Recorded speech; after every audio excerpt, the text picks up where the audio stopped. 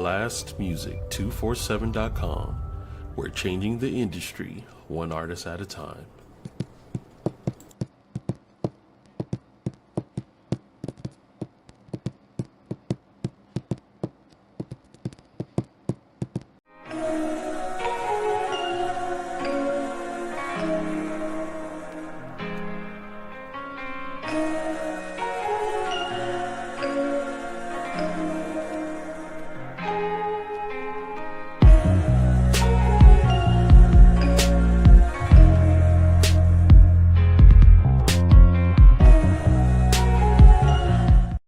Welcome to Moments with Myra, the podcast where we dive deep into real stories, inspiring journeys, and the moments that shape who we are.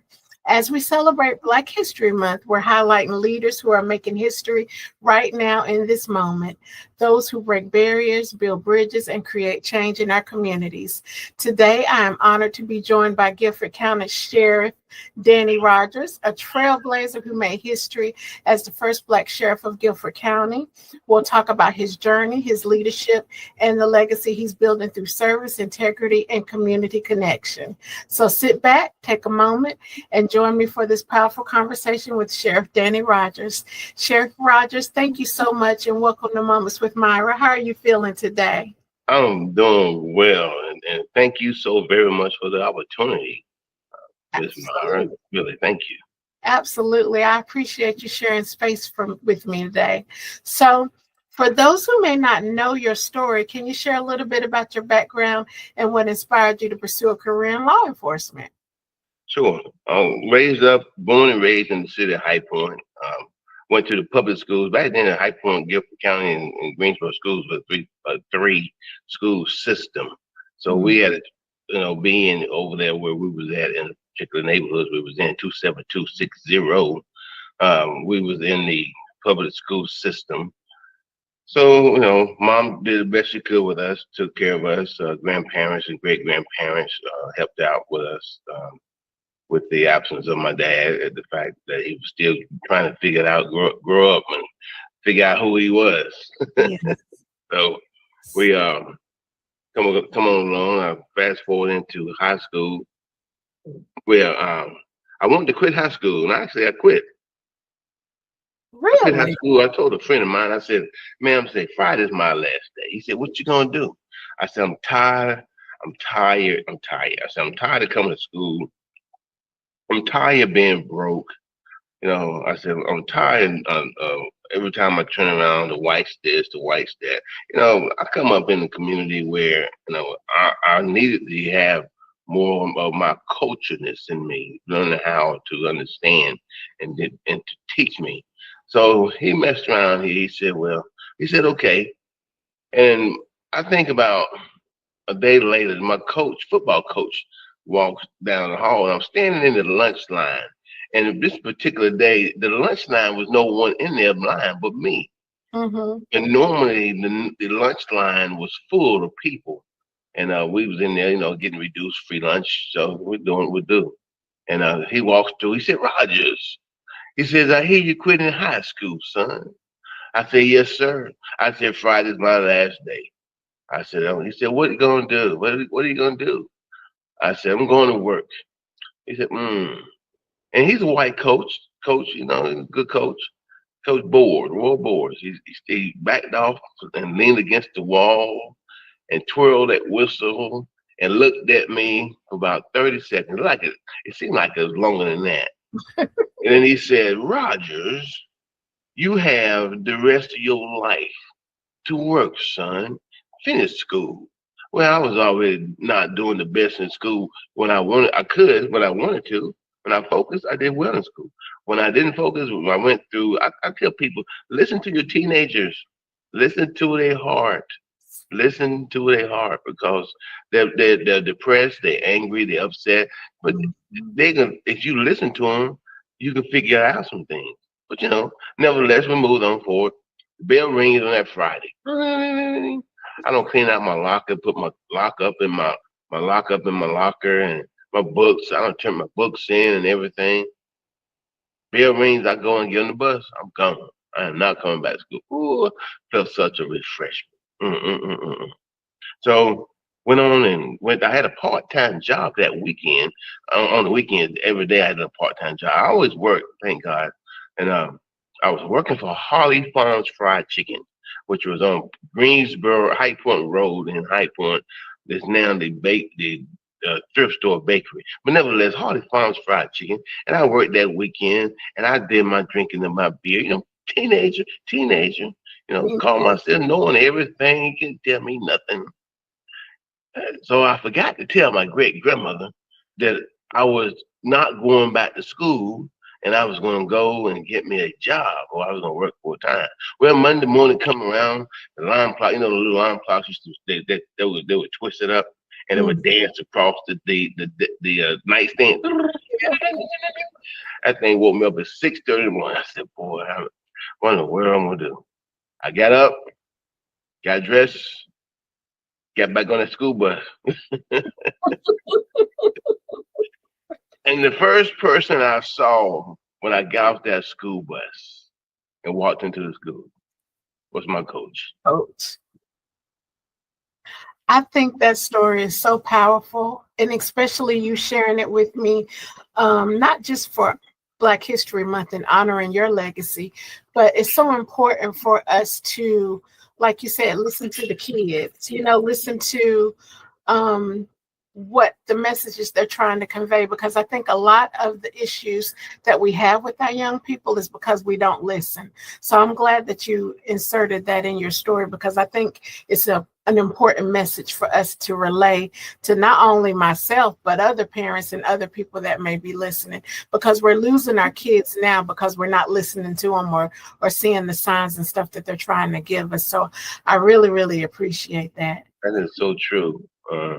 But anyway, so I move forward, go forward, and I've had some really good jobs. I've been blessed to be assistant managers at restaurants, and before I came into the entrepreneurs, until I came into the law enforcement setting.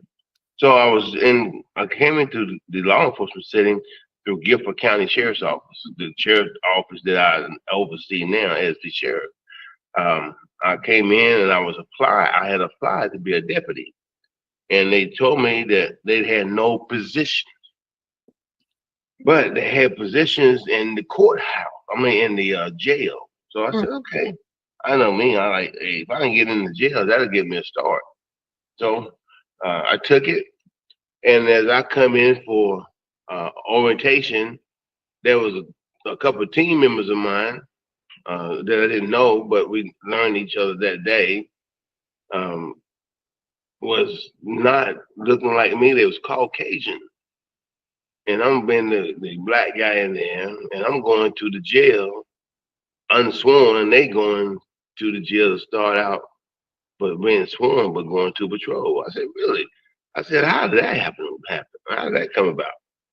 So it went on, and I ended up that I could never get the end the story. Couldn't never get the story other than I figured out as I got older.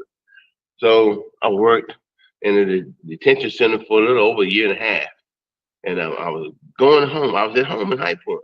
I worked in Greensboro, so I was home in High Point. I'm coming down Washington, Gordon Street, and the police officer clocked me 50 miles an hour in a 35. Woo! Pulled me over, and I had my uniform in the back seat. And thinking anything about it, the next day I get a phone call. He writes me a ticket. The guy writes me a ticket, and I was scared I was gonna lose my job. I'm in law enforcement, and they don't fire me for the ticket. But nevertheless, so I get into the next day. I get a phone call from at the house. Back then, that's when we had the voicemails and the. So Danny Rogers, if you will, please give us a call back at this number. So I called back. I said, man, they wrote me a ticket. What does they want from me? The guy says, so you're working for the sheriff's office? I said, I am. How long have you been with the sheriff's office? I said, about a year and a half. What's going on? He says, well, why didn't you apply with us? High Point PD. I said, I did. He said, you did? I said, yes, sir. I said, but you all did not pick me. I was not chosen And I'm sure because of my high school grades. So it's, oh, okay. You go back and look for my applications, couldn't find it. And that's only been a year and a half, 2 years. But nevertheless, fast forward, the High Point Police Department hired me as a patrol officer, go to school, become a patrol officer, pay my benefits, pay my salary. I left the sheriff's office. When I left the sheriff's office to go to the High Point Police Department, then the captain cussed me out. He said, "Give me my blank, blank, blank, blank." I said, I went on. So, I like, well, maybe it was a good thing for me to go. Nevertheless, I worked at High Point for about 3 years and some change. Came back, paper chaser. I was chasing the paper. Paper's like ghosts. Money's like ghosts. You can't catch that money. You Yeah. know, you can't catch that paper. But I go, I come back over to the sheriff's office and they pick me up. Like I put an application in like in 1 month. The next month I was hired. I was back on patrol and worked over here. And I knew that when I was leaving the city of High Point, one of the guys said, "Danny, I hear that you're going back to the county." I said, "I am." And I remember saying that. I said, "I am. I'm excited about going back." I said, because one day I'll be the first black sheriff of Guilford County. I'm 27 years old. 27 years old. I had no earthly idea of what I was speaking. I just didn't. So I get back over here and the word had gotten out, well, this guy's gonna run for shit. I don't want to talk about it then. I still had like 24 more years before I could retire. I want to retire, come back as a senior guy and run for sheriff. By this time, that sheriff and 2 more sheriffs should have been gone. But nevertheless, um, they handled me until they finally found a way for me to leave out. So I left. I was released from the sheriff's office in '95 and came back in 2014 to run for sheriff. And then I come back, lost at the first general election, lost in the general election by 6%, and came back. I wasn't gonna run again. I said, I'm not gonna run. I said, they're not ready for a black sheriff. They're not ready for a Negro, colored African American guy to come and bring leadership tools and skills. Now, I don't know everything. I do not know half of it. I have to ask people, surround myself around the right and smart, intelligent people. And that makes a good leader. I don't care what anybody say. You could be but nevertheless, I got a chance to do that. And I come back and I started running again. And here we are. It's just interesting. But my journey has been so good. At times I wouldn't give nothing in the world for never. I would never give anything in the world for it. But sometimes I'd be like, oh, what in the world did I do? I can imagine, though, with the fact that you made history as the first Black sheriff of Guilford County, what did that moment mean to you personally and to the community that you served when you found out that you won and that you became the sheriff? That you, let's give credit where credit is due, that you manifested, that you spoke into fruition. Now, let's give you that credit too. How did it actually came true? It felt so. I still can't really put my hand on it. It's so unexplainable to where it's just phenomenal, if I may use that word. Because see, when I said what was that, in '87 that I would be the first black sheriff. Oh, it was 2008 and 9 when the Holy Ghost would wake me up over in the morning by calling me sheriff. And I'm like, what in the world? I said, Lord, I know you're not talking to me. All the stuff I'm going through in life and this and this. And they told me, shh.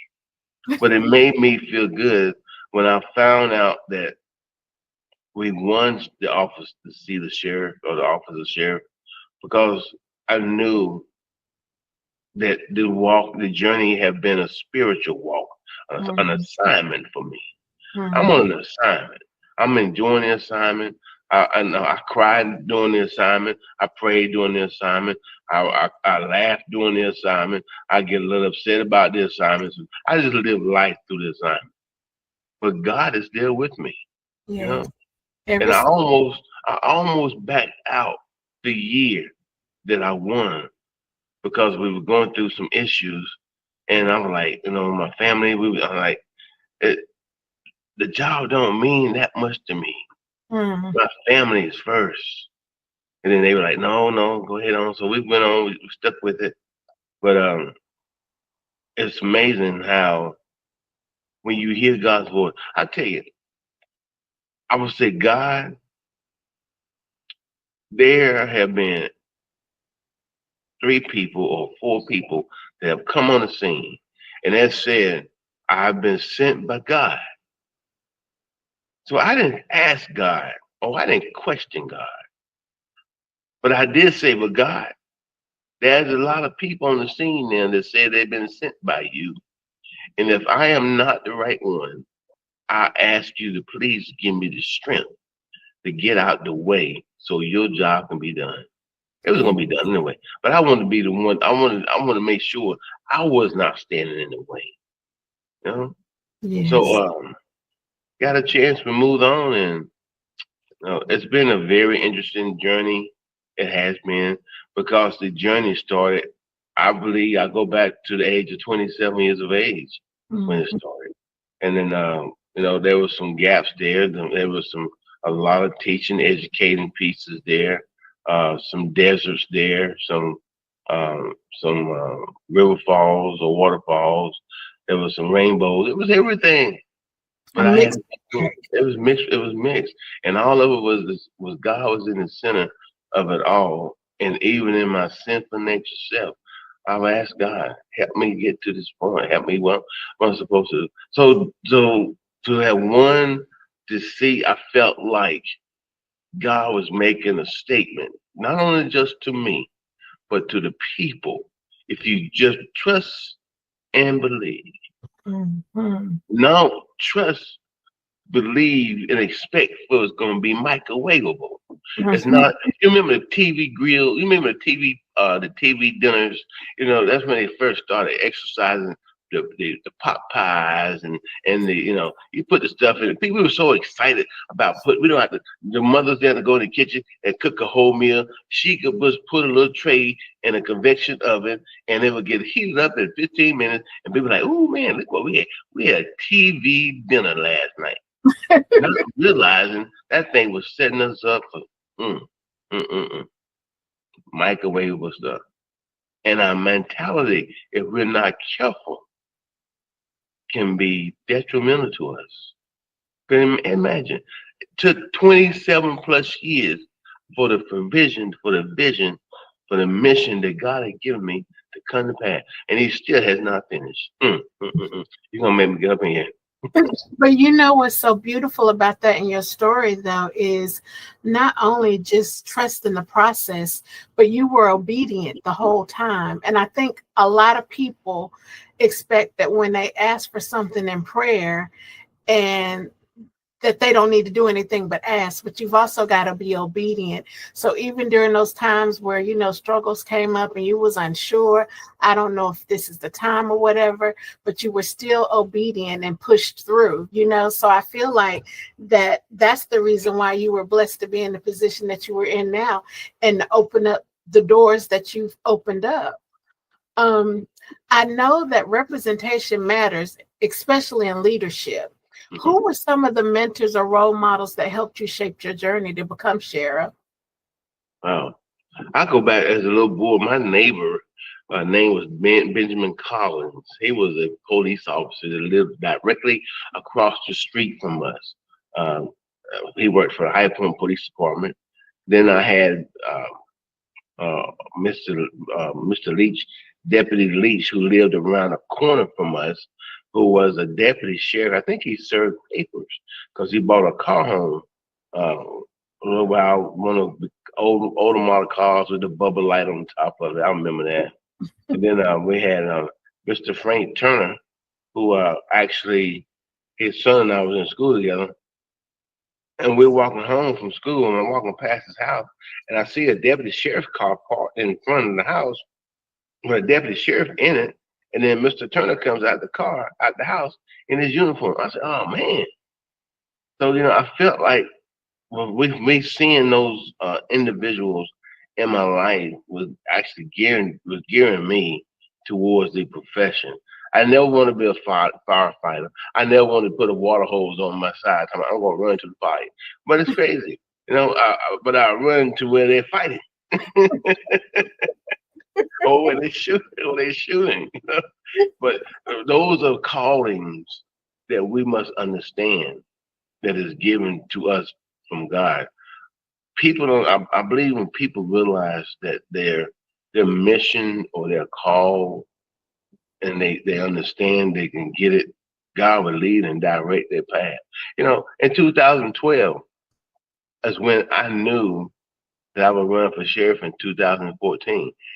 I had no idea when I started school at ECPI in 2010 that I would be prepared to run for sheriff in 2012. I was given the assignment, go to school. I Mhm. never missed a paycheck. And that's something. My church family was so good to me. And that's something. God made a way. My employees never missed a salary day. God made a way, you know.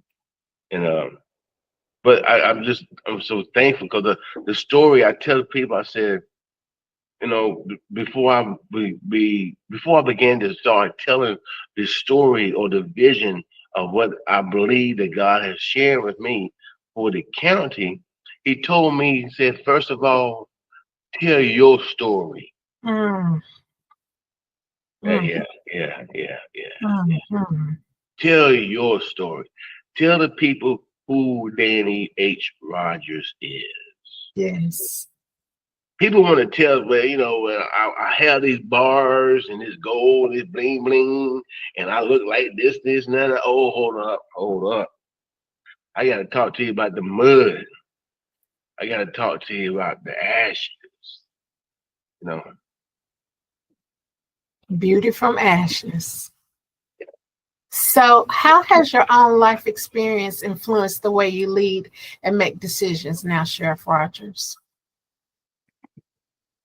when I'm talking to the team, I never talk to them in judgment or judgmental state.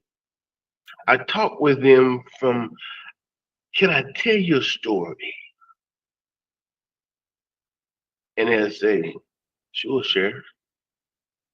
And they'll say, well, and I tell them a story. I say, well, you never had a sheriff that talk to you like I do because I try to be as transparent with them. Mhm. As a Black leader in law enforcement, how do you balance your community expectations with the demands of your position? Hmm. That's a good question. One of the first things you must understand about me, and I tell people, I am an equal opportunist person, individual. That means, in my opinion, I might not have pronounced it right, I might not have put the definition out there right for people to understand. I said, but it does not matter who you are, who you serve, who you love, who you vote for. It don't matter. I'm gonna treat you all the same. I said, so if you're looking for me to do you a favor, then understand that favor has to be done for another favor for somebody else. Yes. So the best thing to do is just expect me to do my job, and we get it done. We do it right. So where you don't have no issues, and I don't have no issues, and the county don't have no issues. Yes. Uh, Trust the process. yes, I tell Trust the people if it process. come across my desk, your name happen to be the president of this particular company or whatever. Not. I'm coming. So, what programs or initiatives are you most passionate about right now that are making a difference in Guilford County? I like to believe the re-entry and the jail diversion and the Yes. medical assistant treatment programs are. Because Miss Myra, everybody deal with something. Yes. Everybody. The sad part is when people throw people to the wolves and don't give them no protection or no opportunity to do better.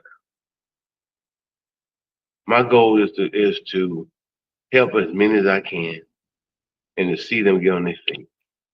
Mental health crises we see doing on the street. We even seen it in the office with people. You deal with human being human there is no exemption to it. Mm-hmm. You know, Mm-hmm. you're gonna pay to live the borrowed time that we have on this planet called Earth. How you live is up to you. You know, can we Yes. get people to help? So reentry, getting people jobs, trying to help them get jobs, food, housing, shelter, stuff like that. You know, uh, a very large group of what we do, portion of what we do here. But also too has been a passion of mine is to have the deputies and the staff and the detention officers to go through training on how to understand diversity. Mm, Yes. mm, mm. How to Yeah. understand different cultures. Why do you think the way you think? Why you feel like you are? You don't know why. Somebody put that into you. You had to be taught that. So this is what we're gonna do. We're gonna take that what they taught you, and we're gonna see if we can turn that thing around for the good. You know, because people stop people and they have biases. They're biases. All of us have biases. We have to learn how to control those things. You know, That's keep that stuff under control. that's You know, right. I tell people about my grandmother. I love my grandparents. Was good to me. You hear me? If there was ever a spoiled grandson, Mm-hmm. I'm him. You hear me? From my grandfather that spoiled me, that I had to have not 1 ounce of his blood, girl. Not an ounce. Not one. Spoiled me. It took me and they molded me on how to be respectful to people. They did. People that had no education, worked on the farm, sharecroppers, the people that had some education, was able to read and write, and count money. So, a little bit of everything. And I tell people, I said, when you get a upbringing like that, you can do some things. If you stay Absolutely. And I think that those qualities make a good leader as well, because you can meet people where they are and you can see beyond. You can truly build relationships when you're seeing the person as a person and not a color or race or religion or anything, but you're just seeing them as a person. And that allows you to be able to touch many different people in many different ways. And that's what a true leader is. A true leader, even though you've made such a huge impact as being the first Black sheriff of Guilford County. And I have to tell you, I love the way that sounds, the first Black sheriff of yes, Guilford County. ma'am. Yes, ma'am. So you made an impact, but also too, I think that the timing was right for you to do it, honestly, because we needed someone in a leadership position that knew what it was to see color, because you are a person of color, Mhm. but also that could lead a diverse group of people. And I feel like that's the reason why it was time for you to be in that position, and God knew exactly what he was doing in his time and when he did so. So now, because you are African American, how do you support and inspire young people, especially young Black men who may be facing challenges or doubts about their future? I like that question too, because I do run across my young brothers that deal with life, and I tell them, I said, son,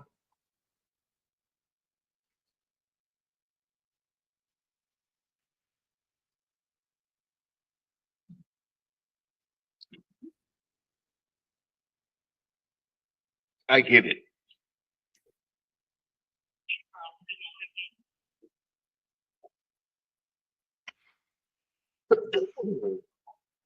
Try not to be choked up, but it is what it is.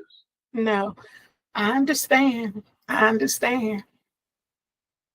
It's a powerful position for you to be in. And also, too, especially with you being so transparent about your history and saying, Friday, my last day. Bro, I'm out of here. I'm not finished school to now be in the sit and share for Guilford County. Yeah. If that is not a transformative story, I don't know what is. If anybody, little boy, white, black, yellow, brown, whatever color, we've all went through those seasons where it was like, that's it, I'm done. Because when you were talking about it, I was thinking, shoot, it was some days when I was like, I didn't want to go back, you know? So that's real. But look at where you are now, and that's the most important thing. And I just think that your leadership is not only a blessing for your county, but also a blessing for little young Black boys and girls that are growing up that say, you know what, I might have struggled in school or my grades might not have been this or that, but I could be sheriff one day too. And that's the beauty of it. That's the beauty of it. And I tell them, when I go through the drive-through and I'm order something, you know, and that's one part about the sheriff that I don't like is my eating schedule is so off. Mm-hmm. But because we work all the time and something going on. But I drive through the drive-through, and there's a young Black male taking my order, or better yet, giving me my drink or taking my money. I said, son, I appreciate you, young man. Yes. I appreciate you. You're working. You're making a difference. Yeah. I appreciate you. You will continue to do well. You stay focused. Life is not like a box of chocolates, because people like chocolate. People like chocolate that like that chocolate candy.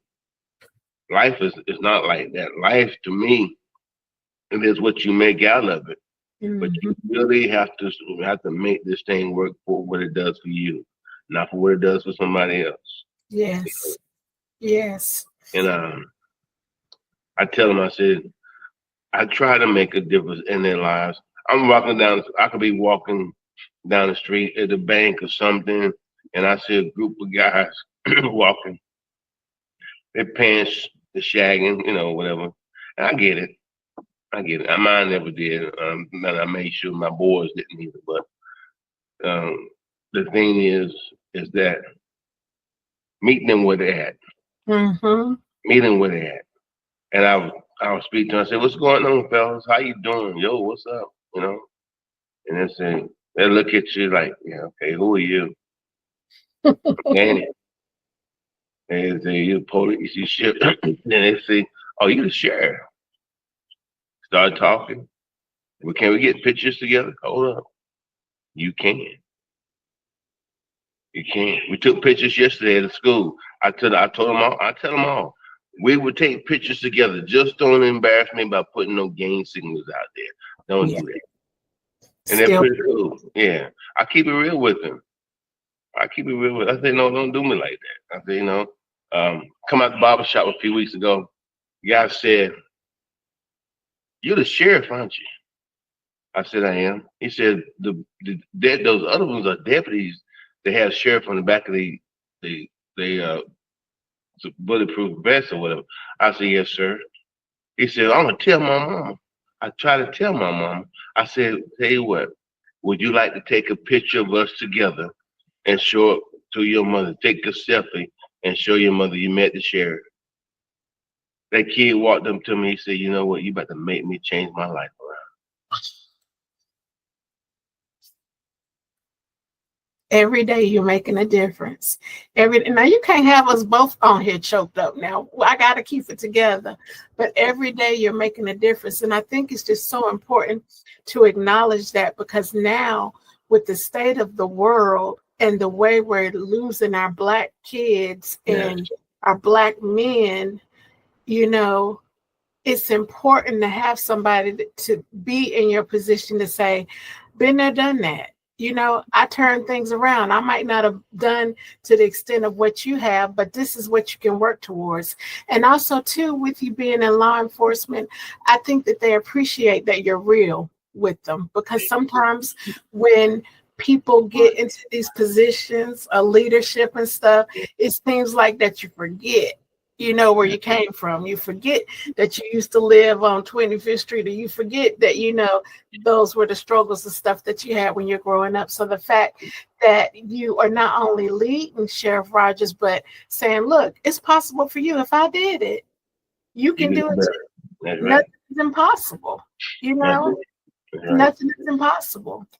So, as we celebrate Black History Month, what does this month represent to you personally and professionally?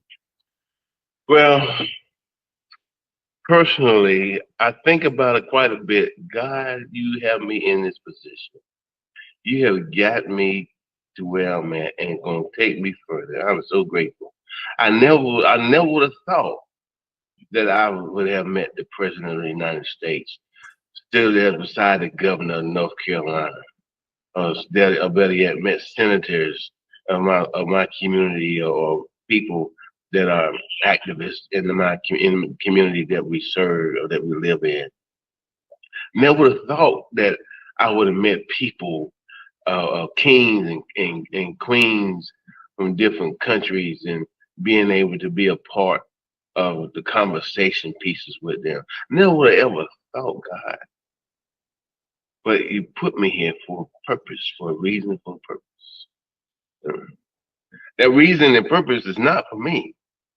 It is for me to share and to bring it to somebody else, to help someone else make Black History Month, make somebody else become a celebrity or a person of following, people that gain I mean, somebody else. It's for me to prepare people for leadership tools and styles and positions down the road. I often tell people, I'm not concerned about your now. That's what I tell the deputies. I'm not concerned about your now. I'm concerned about your future. Yes. I'm Yes. concerned about your leadership. Let me groom you. Help me. Help us groom us. I said, write in your journal how you have trained the sheriff. Mhm. Yeah, yeah. That's That's good. beautiful.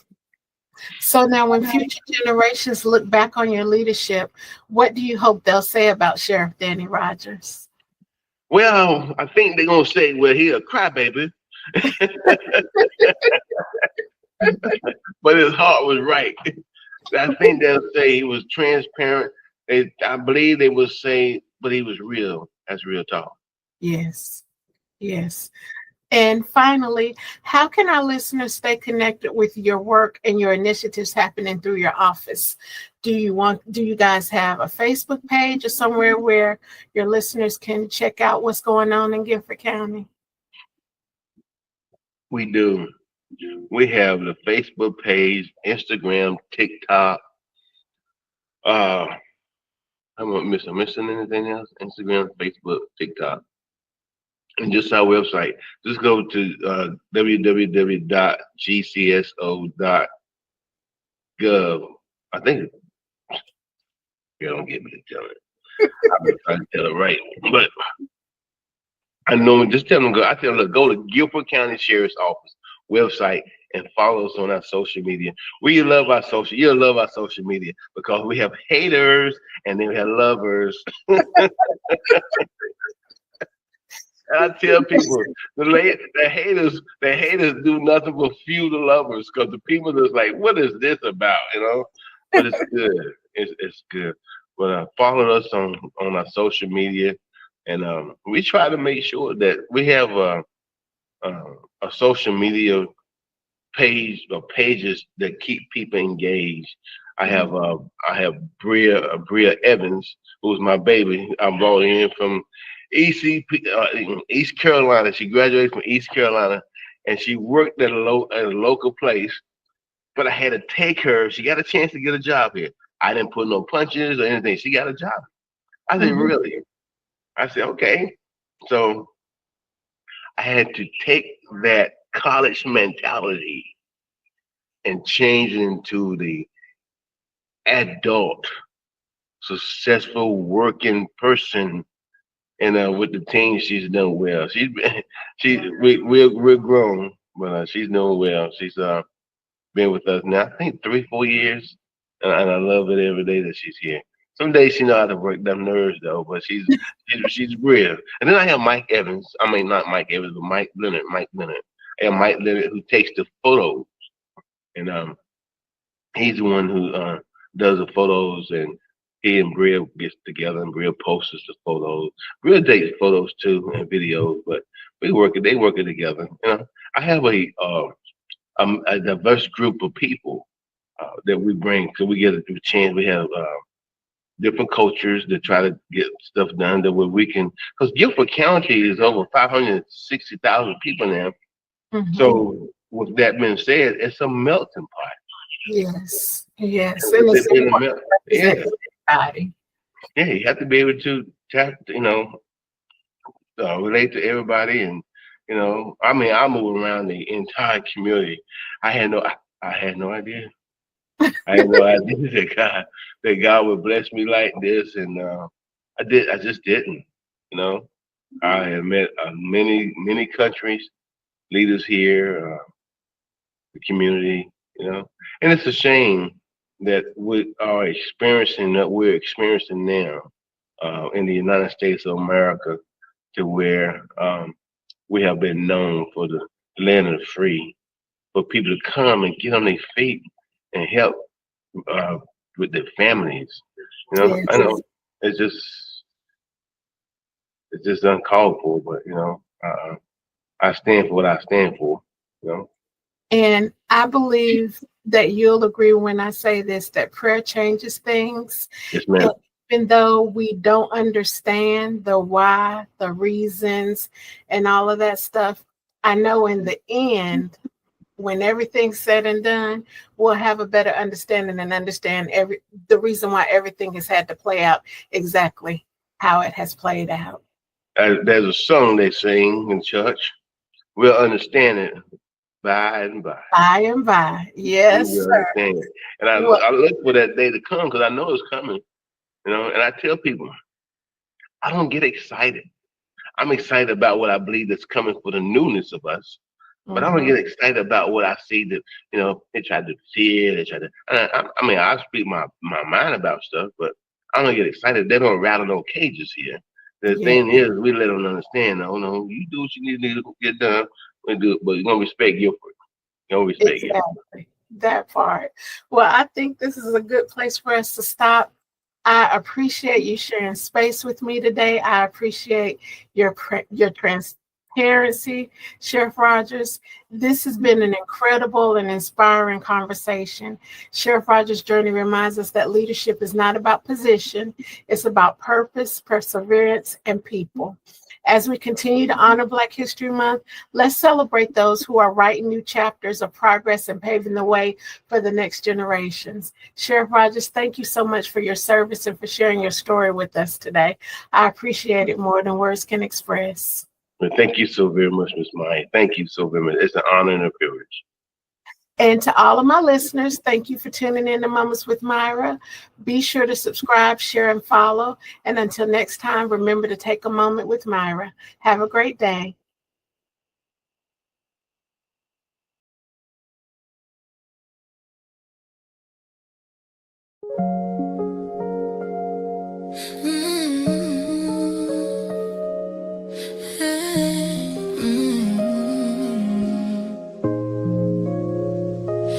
Why we keep pretending that this fire still burns warm?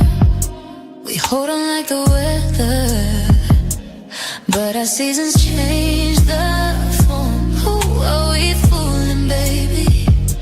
We both seen the truth inside. Love can fade so gently that we barely even realize. You say I'm sorry,